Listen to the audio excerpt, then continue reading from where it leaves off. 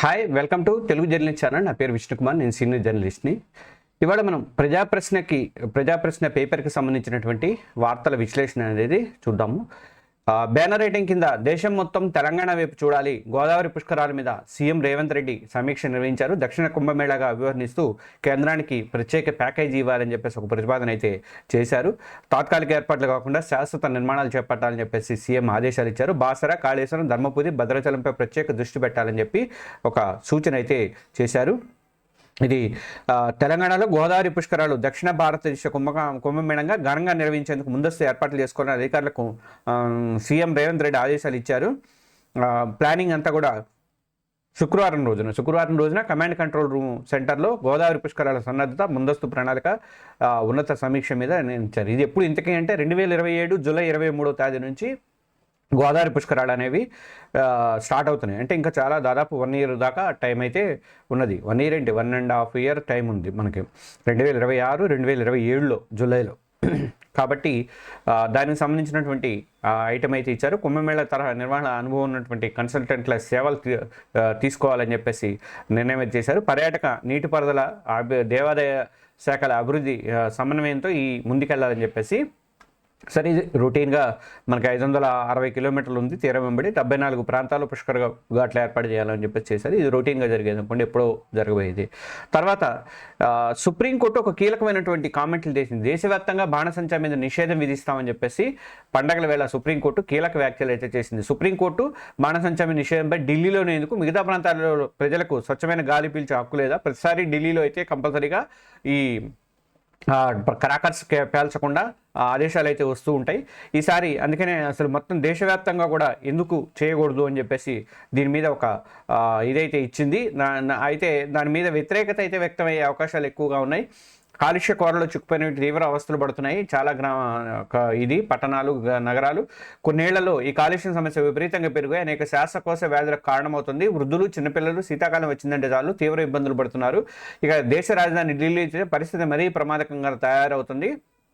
ప్రపంచంలోనే అత్యంత కాలుష్య నగరాల జాబితాలో ఢిల్లీ మొదటి వరుసలో ఉంది అని చెప్పేసి ఇట్లా సుప్రీంకోర్టు అయితే దాని మీద ఒక కామెంట్ అయితే చేసింది. అసలు అంటే ఢిల్లీ ఒకటే ఎందుకు, అసలు మొత్తం మిగతా రాష్ట్రాల్లో కూడా బాణసంచా నిషేధం విధిస్తే ఎలా ఉంటుందని చెప్పేసి. అయితే బాణసంచా నిషేధం విధించడం మీద దాంట్లో గ్రీన్ క్రాకర్స్ ఏవో ఉంటాయి, అవి వాడితే బెటరు. అవి పొల్యూషన్ రాకుండా ఉండే ఏమన్నా దానికి ప్రత్యామ్నాయ ఏర్పాట్లు చేస్తే బెటరు. ఆ శివకాశీలో చేసినప్పుడే, తయారు చేసేటప్పుడే వాళ్ళకి ముందే ఇన్స్ట్రక్షన్స్ ఇచ్చి చేస్తే బెటరు. మరి దీనికి కూడా వినాయక చవితి అప్పుడు కూడా మనం ప్లాస్టర్ ఆఫ్ ప్యారిస్ వాడకుండా పొల్యూషన్ లెస్గా మట్టి వాడాలని చెప్పేసి అప్పటి నుంచి చెప్తున్నా కూడా జనంలో చైతన్యం రావట్లేదు. జనంలో వస్తే మాత్రం అప్పుడు ఇది అవుతుంది. ఇది కోర్టుల ద్వారా అయితే చాలా వరకు చేసే అవకాశం ఉండకపోవచ్చు అని అనుకుంటున్నాను. జనంలో అట్లా ఉంది. సరే, కోర్టు నిర్ణయం తీసుకుంటే ఏం తీసుకుంటుంది అనేది చూడాలి. ఇక నెక్స్ట్, ఓటర్ల చోరీ కాదు ఎమ్మెల్యే చోరీ, రాహుల్ గాంధీకి కేటీఆర్ కౌంటరు.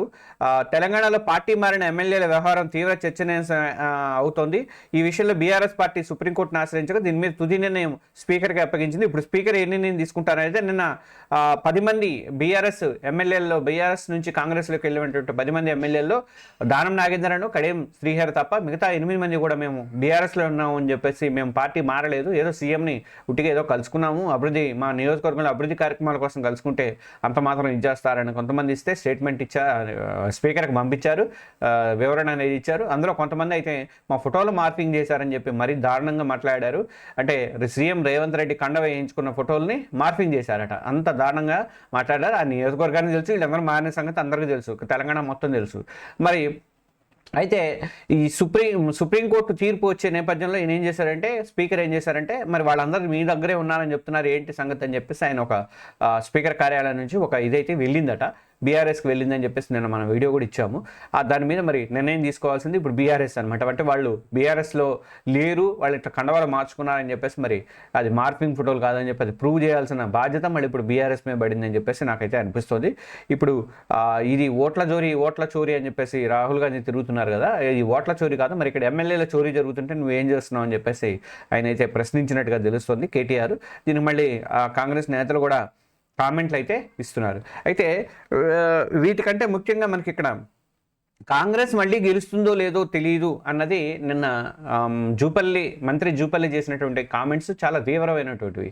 అయితే కాంగ్రెస్ మళ్ళీ గెలుస్తుందా లేదా నేను గెలుస్తానో లేదో మీకు ఇచ్చేటువంటి హామీలను నెరవేర్చాలంటే కష్టం అని చెప్పేసి ఆయన సంచలనమైనటువంటి వ్యాఖ్యలు చేశారు. ఆదిలాబాద్ జిల్లా పర్యటనలో ఉన్న మంత్రి జూపల్లి సంచలన వ్యాఖ్యలు చేశారు. బోధన రెవెన్యూ డివిజన్గా మార్చాలని చెప్పేసి ఆయన స్థానికులు కోరగా తన హామీలు ఇవ్వనని, వచ్చేసారి తను గెలుస్తానో లేదో తెలియదు, అసలు మా ప్రభుత్వం కూడా ఒకవేళ నేను గెలిచినా కాంగ్రెస్ పార్టీ గెలుస్తుందో లేదో తెలియదు, మళ్ళీ అధికారంలోకి వస్తుందో లేదు, అందుకే ప్రజలకు ఎలాంటి హామీలు ఇవ్వట్లేదు అని చెప్పేసి ఆయన అన్నాడు. మా నియోజకవర్గంలో కూడా నేను అక్కడ ఇవ్వట్లేదు అని చెప్పి ఆయన నిన్న కామెంట్ చేశారు. దీని మీద మరి రేవంత్ రెడ్డి ఏమో నేను 20 ఏళ్ళు ఉంటా, 10 ఏళ్ళు ఉంటా, 15 ఏళ్ళు ఉంటా అని ఆయన గొప్పగా చెప్పుకుంటున్నారు. కానీ ఆయన మంత్రులకే నమ్మకం లేకుండా పోయిందా అన్నట్టుగా అయితే మనకి అనిపిస్తుంది. ఆయన మంత్రులకి ఇట్లాంటి కామెంట్లు చేస్తుంటే మా ప్రభుత్వం వస్తుందా లేదా అని కామెంట్లు చేస్తుంటే ఏంటనేది తెలుస్తుంది. ఇప్పటికైతే పథకాల విషయంలో మాత్రం అసంతృప్తి అయితే బాగా ఉంది. కాబట్టి ఆయన అన్నది కూడా కరెక్టేనేమో అనిపిస్తుంది. ఎందుకంటే జూపల్లి చెప్పింది అనుభవజ్ఞుడే గారు జూపల్లి. ఆయన మనసులో మాట, అందరూ మనసులో ఉంచుకోవాల్సిన మాటను ఆయన బయటకు చెప్పారు. అదొక్కటే అక్కడ తేడా వచ్చిందని చెప్పేసి అనుకోవచ్చు. ఇక నేను ఉపరాష్ట్రపతిగా సిపి రాధాకృష్ణన్ ప్రమాణ స్వీకారం చేశారు. రాష్ట్రపతి ద్రౌపది ముర్ము ఈ ప్రమాణ స్వీకారం అయితే చేయించారు. ఈ ప్రధానమంత్రి నరేంద్ర మోడీతో పాటు కేంద్ర మంత్రులు, ఈయన మాజీ ఉపరాష్ట్రపతి అయినటువంటి వెంకయ్య నాయుడు వీళ్ళందరూ కూడా హాజరయ్యారు. ఇక నేపాల్కి వచ్చేసరికి నేపాల్లో సంక్షోభానికి తెరబడింది. అక్కడ తాత్కాలిక ప్రధానిగా సుశీల్ కార్కీని నియమితులు చేశారు. 5 రోజులుగా ఉన్నటువంటి అక్కడ సంక్షోభం అయితే ఇప్పుడు ఒక కొలిక్కి వచ్చే అవకాశాలు అయితే కనిపిస్తున్నాయి. జడ్జెడ్ వాళ్ళందరూ కూడా యూత్ అంతా కూడా ఈ సోషల్ మీడియా మీద నిషేధం విధించడం మీద గత వారం రోజులుగా దారుణమైనటువంటి ఇదైతే చేశారు. మన ఏమంటారు అల్లర్లు కూడా జరిగినాయి వాస్తవానికి. అంటే యువకుల ముసుగులో కొంతమంది అసాంఘిక శక్తులు వెళ్ళి పార్లమెంట్కి తగలబెట్టడం, కొంతమంది పాపం ప్రధానమంత్రి భార్యని తగలబెడితే, ఇల్లు తగలబెడితే మాజీ ప్రధానమంత్రి భార్య చనిపోయారు. అలాంటి చాలా అనుకోని సంఘటనలు కూడా జరిగినాయి పాపం. అయితే నేపాల్ అధ్యక్షుడు ఈ ఆర్మీ చీఫ్ కలిసి వీళ్ళు ఏదో ఒక నేను అక్కడ చదివాను, ఒక యాప్ ద్వారా ఎంపిక చేశారట. ఎంపిక చేసి మొత్తానికైతే ఈమెని సుప్రీంకోర్టు మాజీ న్యాయమూర్తి, ప్రధాన న్యాయమూర్తి ఈమె కాబట్టి, ఈమె చీఫ్ జస్టిస్ కాబట్టి ఈమె రాజ్యాంగం కూడా మార్చాల్సిన అవసరం ఉందని చెప్పేసి అని అంటున్నారు. అయితే ఇంకొక డిమాండ్ కూడా వస్తుంది, మళ్ళీ హిందూ దేశం చేయాలి, మళ్ళీ రాజుని చేయాలని చెప్పేసి డిమాండ్ కూడా వస్తుంది. చూడాలి మరి ఈమె ఏం చేస్తారనేది చూడాలి. ఈమెకి న్యాయపరంగా అనుభవం ఉంది కాబట్టి రాజ్యాంగాన్ని మార్చేంత శక్తి అయితే ఉందని చెప్పేసి నేను అనుకుంటున్నాను. అంటే ఉంటారు కదా కొంతమంది న్యాయ నిపుణులు, వాళ్ళ వీళ్ళు పెట్టుకొని ఆమె అయితే చేయించే అవకాశం అయితే ఉందనుకుంటున్నా. కానీ ఇదంతా జరగాలంటే కష్టమే అనుకుంటా. ఈమె హయాంలో ఏం జరగవు నాకు తెలిసి. ఎందుకంటే వచ్చే మార్చికే మళ్ళీ ఎలక్షన్స్ అయితే ఉన్నాయి. కాకపోతే ఏంటంటే కొంచెం సంక్షోభానికి దించే అవకాశం అయితే కనిపిస్తున్నాయి. ఇక మనం ఇందాక చెప్పుకుంది, మేము పార్టీ మారలేదు, స్పీకర్కు ఫిరాయింపు ఎమ్మెల్యేల వివరణ అనేది ఒక ఐటమ్ కూడా వీళ్ళు కవర్ చేశారు. 10 మంది ఎమ్మెల్యేలు వాళ్ళు, దానం నాగేంద్ర ఆల్రెడీ ఎంపీగా పోటీ చేశాడు కాబట్టి సికింద్రాబాద్ నుంచి ఆయన బయటపడతాడు కాబట్టి ఆయన ఒప్పుకోలేదు. తర్వాత ఆయనైతే స్పీకర్కి ఏమి వివరణ లేదు, మాకు టైం కావాలని చెప్పేసి అని అన్నాడు. ఇంకా ఇంకొకటి వచ్చేసరికి ఈయన కడియం శ్రీహరి ఏంటంటే వాళ్ళ అమ్మాయిని గెలిపించాడు కాబట్టి, కాంగ్రెస్ నుంచి గెలిపించాడు, ఆయన తిరిగాడు కాబట్టి ఆయన కూడా పబ్లిక్గా దొరికిపోతాడు. కాబట్టి వీళ్ళు టెక్నికల్గా దొరికే అవకాశాలు ఉన్నాయి కాబట్టి వీళ్ళిద్దరు తప్ప మిగతా 8 మంది అయితే స్పీకర్కి లెటర్ రాశారు. ఏం జరుగుతుంది అనేది చూడాలి మరిగా దాన్ని బట్టి. ఇది తర్వాత ప్రతిరోజు కూడా 8వ పేజీలో వీళ్ళు ఎక్స్క్లూజివ్ ఐటమ్స్ కవర్ చేస్తారు. ఆ ఎక్స్క్లూజివ్ ఐటమ్స్ని మనం ఒకసారి చూద్దాం. ఇక్కడ ప్రజాప్రశ్న పేపర్ అనాలిసిస్ చూస్తున్నారు మీరు. అందులో 8వ పేజీలో ఇచ్చినటువంటి ఎక్స్క్లూజివ్ ఐటమ్స్లో ఫుట్పాత్ ఆక్రమణలకు జిహెచ్ఎంసీ వత్తాసు, రేవంత్ హయాంలో మితిమీరిపోతున్న ఫుట్పాత్ కబ్జాలు, నిన్న మొన్న చదివాము. జిహెచ్ఎంసీ అధికారులు ధనదాహానికి అన్యాక్రాంతమవుతున్న ఫుట్పాత్ల మీద వ్యాపారాలను అనుమతిస్తే పాదాచారుల పరిస్థితి ఏంటి? యూసఫ్గూడ మున్సిపల్ సర్కిల్ అధికారులకు కన్సర్న్ ఫుట్పాత్ ఆక్రమణ నిర్మాణాలు, దబ్బిస్తే నడి రోడ్డుపైన వ్యాపారాలకు అనుమతిస్తున్నారు. ఎస్ఆర్ నగర్ ఫుట్పాత్ కబ్జాలపై విచారణ జరపాలని చెప్పేసి అక్కడ స్థానికులు అయితే డిమాండ్ అయితే చేస్తున్నారు. పాదాచారుల కోసం అని చెప్పేసి పక్కన ఫుట్పాత్లు ఏర్పాటు చేసే రోడ్లకి ఇరుపక్కల, అందులో ఎస్ఆర్ నగర్ అంటే ఆ ఏరియా బాగా ఇదిగా ఉంటుంది, ట్రాఫిక్ రద్దీ ఎక్కువ ఉంటుంది.